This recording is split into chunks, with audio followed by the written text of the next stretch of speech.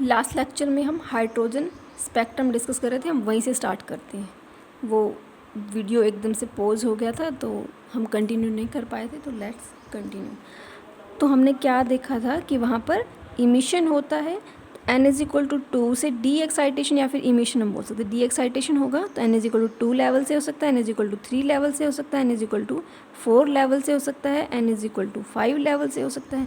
इस तरीके से जो यहाँ आएंगे फर्स्ट लेवल के अंदर, जो आएंगे जब भी डी एक्साइटेशन होकर फर्स्ट लेवल के अंदर आएगा तो इस सीरीज को एक नाम दिया गया था और इसका नाम क्या था आपका लाइमन सीरीज। क्या नाम था इसका?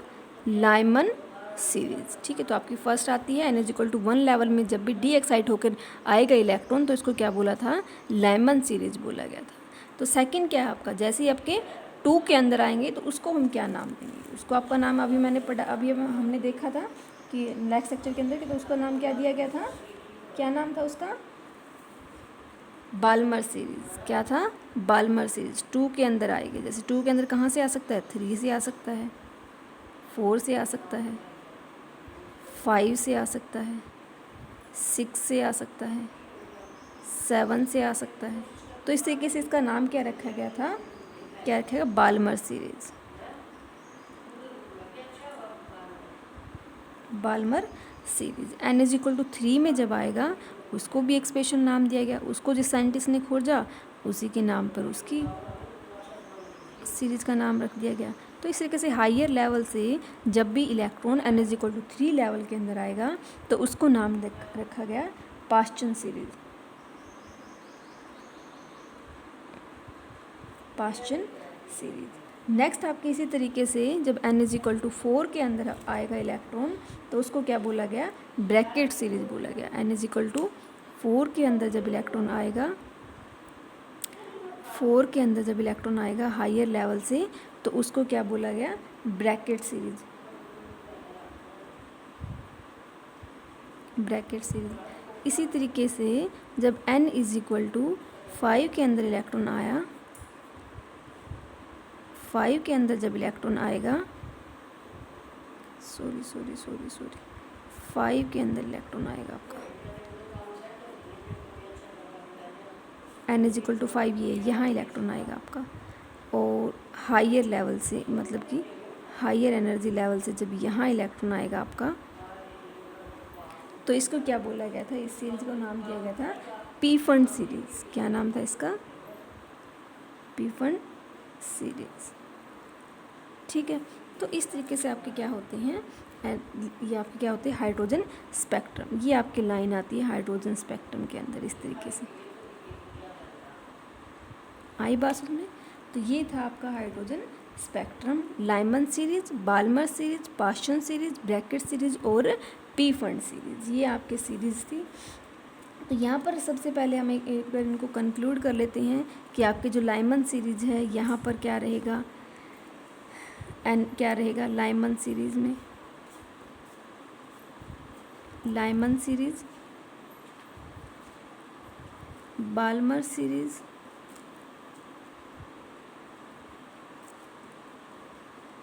पाश्चन सीरीज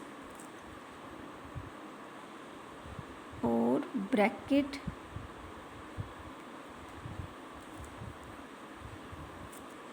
पी फंड सीरीज। यहाँ पर इलेक्ट्रॉन कहाँ आ रहा है आपका? एक्साइट होके, यानी कि आपका जो n फाइनल होगा वो क्या होगा आपका?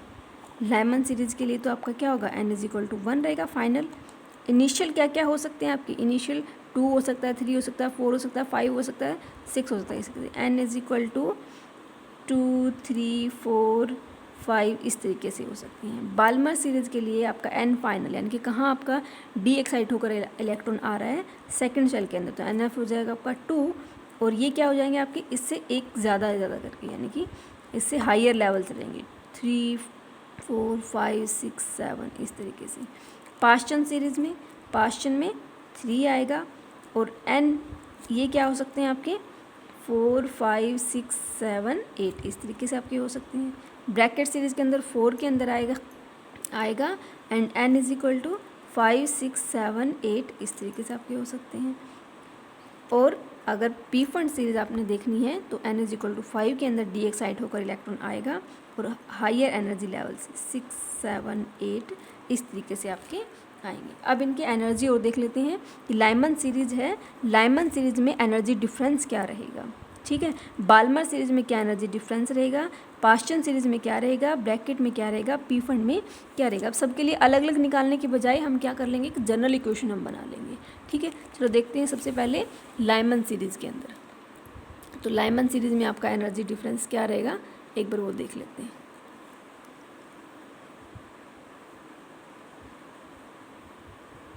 वन बाय वन हम सभी के लिए देख लेंगे।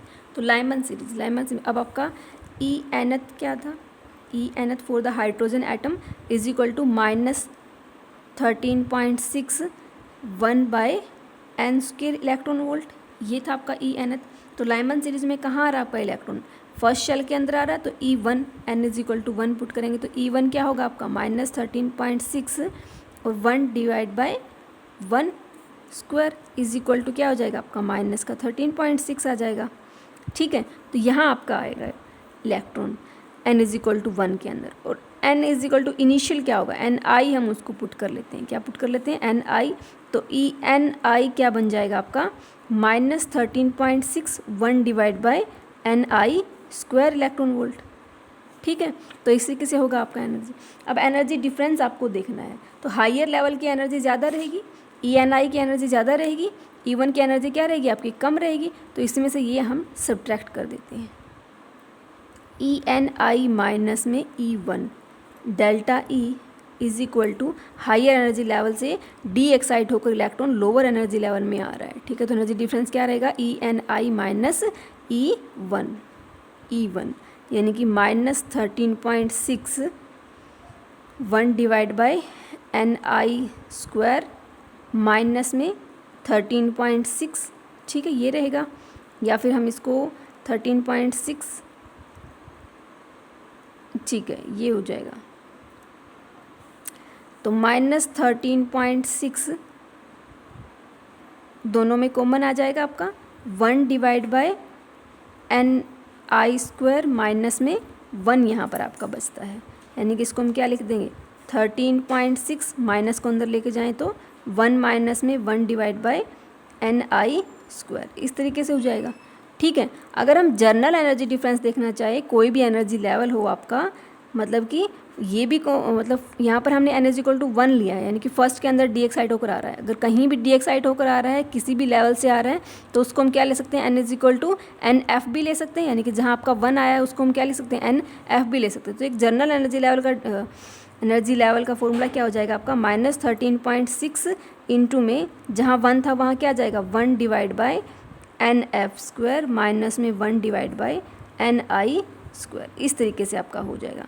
अब लाइमन के लिए तो क्या हो गया आपका 1 आ जाएगा, 1 डिवाइड बाय 1 यहाँ 1 आ जाएगा लाइमन के लिए। बाल्मर के लिए क्या बनेगा,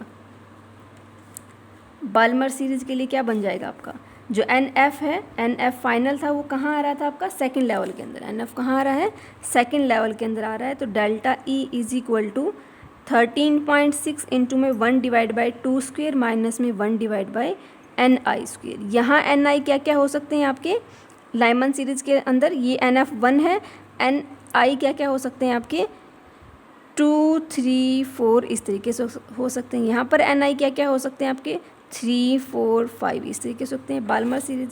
नेक्स्ट आपकी पास्चन सीरीज, पास्चन सीरीज के अंदर NF इलेक्ट्रॉन कहाँ आ रहा है थर्ड लेवल के अंदर, तो NF क्या हो जाएगा आपका थर्ड हो जाएगा। Delta E is equal to 13.6 into में 1 डिवाइड बाई 3 स्क्वायर माइनस में 1 डिवाइड बाई Ni स्क्वायर। इस तरीके से यहाँ पर Ni की वैल्यू क्या हो सकती है आपकी 4, 5, 6 अप टू इन्फिनिटी, इस तरीके से हो सकती है। ये आपकी पास्चन सीरीज होगी। ब्रैकेट सीरीज के लिए क्या रहेगा एनर्जी डिफरेंस, ब्रैकेट सीरीज के लिए आपका n फाइनल हो जाएगा 4। Delta E is equal to 13.6 into में 1 डिवाइड बाई 4 स्क्वेयर माइनस में 1 डिवाइड बाई Ni स्क्वेयर। अब यहाँ Ni क्या क्या हो सकते हैं आपके 5, 6, 7 अप टू इन्फिनिटी, इस तरीके से हो सकते हैं। ब्रैकेट सीरीज हो गया। P fund series, P fund series के लिए क्या रहेगा एन फाइनल आपका क्या रहेगा वहाँ पर 5 रहेगा। तो delta E is equal to क्या रहेगा आपका फिर 13.6 इंटू में 1 डिवाइड बाई 5 स्क्वेयर माइनस में 1 divide by N I square. Here N I is equal to 678 up to infinity. इस तरीके से आपके हो सकते हैं। तो ये हमने देखा एनर्जी डिफरेंस, ठीक है, for the Lyman series. Lyman series के लिए ये था आपका डेल्टा ई। बाल्मर सीरीज के लिए ये हो गया आपका, ठीक है।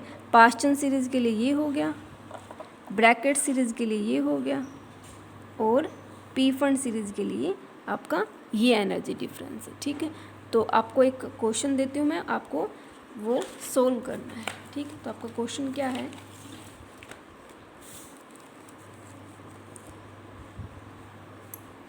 Calculate the energy of radiation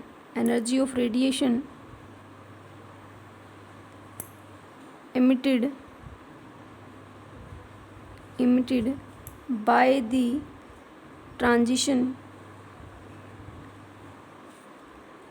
transition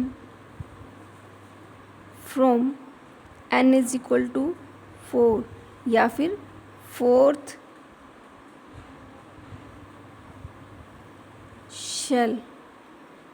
shell to n is equal to 2 shell,